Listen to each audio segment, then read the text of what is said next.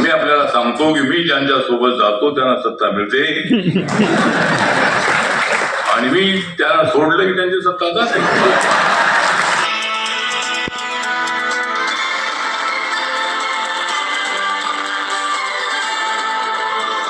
ऐकायला मिळते झाडांच्या पानांची धूम. मला इथे ऐकायला मिळते झाडांच्या पानांची धूम. मी फिरून जाणार आहे आपल्या सर्वांची रूम.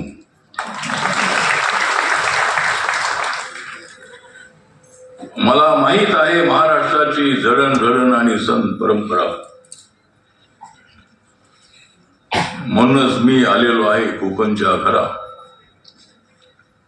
माझ्या डोक्यावर फडकत आहे भारत मातेचा पुरा.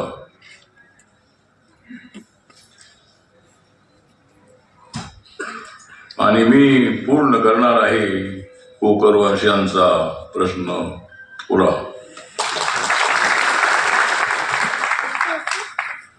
आमचे मजबूत होतात जेव्हा भाऊ, जेव्हा आम्ही नाव ऐकतो छत्रपती शाहू.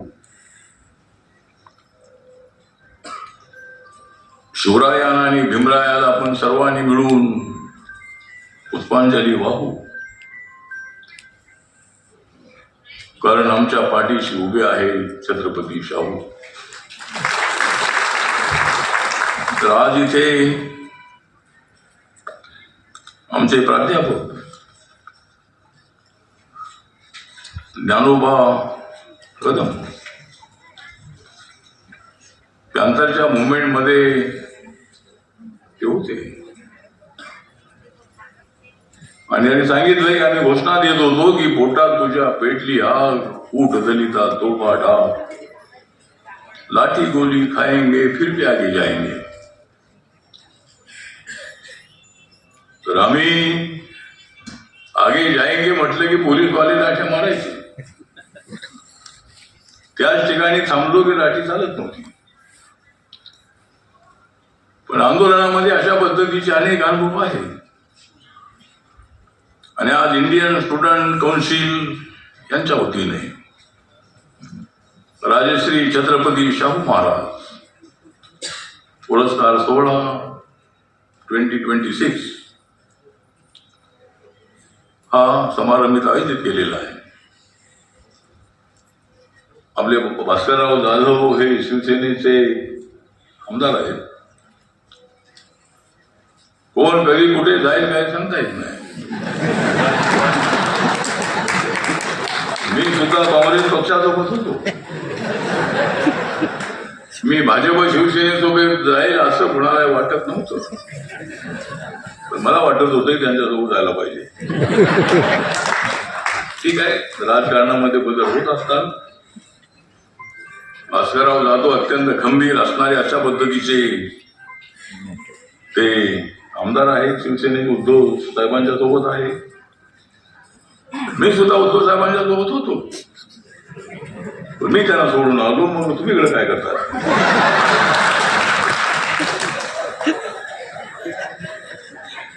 त्या ठिकाणी आमचे दुसरे आमदार शेखर निकम आपण सुद्धा या ठिकाणी उपस्थित आहात. आणि या ठिकाणी ज्या ज्या वेळेला मी पाहतो फिल्म शोले, ज्या ज्या वेळेला मी पाहतो फिल्म शोले, त्यावेळेला मला आठवतात अभिनेते श्रीराम बोले. नगराध्यक्ष उमेश सकपाळे उपस्थित आहे. तुम्हाला 5 वर्ष मिळालेले आहेत, मला 6 वर्ष मिळालेले आहेत. मी तब्बल 3 वेळेला मी लोकसभेत होतो. काँग्रेस पक्षाच्या ज्या वेळेला होती हवा तेव्हा मी त्यांच्यासोबत होतो. आणि त्यांची हवा गेल्याबरोबर मी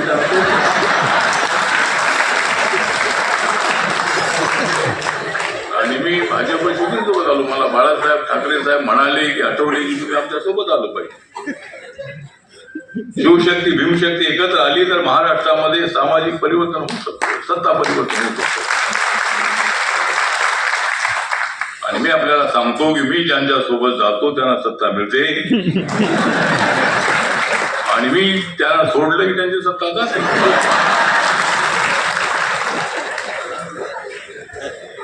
तर बाळासाहेब मला म्हणाले, मी अनेक लोकांना विचारलं, आमचे सगळे साहित्यिक जे होते विचारवंत होते त्यांना विचारलं की बाळासाहेबांचा असा प्रस्ताव आहे काय करू. मला सर्व आमच्या आंबेडकरी साहित्यकारांनी सांगितलं की तुम्ही जायला काय हरकत नाही, वैचारिक मतभेद असतील काय मुद्द्यावर, पण छत्रपती शिवाजी महाराज आणि बाबासाहेब आंबेडकरांचं स्वप्न साकार करण्यासाठी तुम्हाला शिवसेना भाजप सोबत जायला काय हरकत नाही. मग मी ठरवलं की मी तिथे जातो आणि मी भाजप शिवसेनेबरोबर आल्यानंतर आपल्याला माहित आहे की 2014 मध्ये नरेंद्र मोदी सरकार तिकडे आलं दिल्लीमध्ये आणि या ठिकाणी आपल्या महायुतीचं सरकार आलं. तरी रिपब्लिकन पक्ष जो आहे तो छोटा पक्ष आहे, पण कुणाला निवडून आणायचं आणि कुणाला पाडायचं हे काम माझ्याकडे असतं.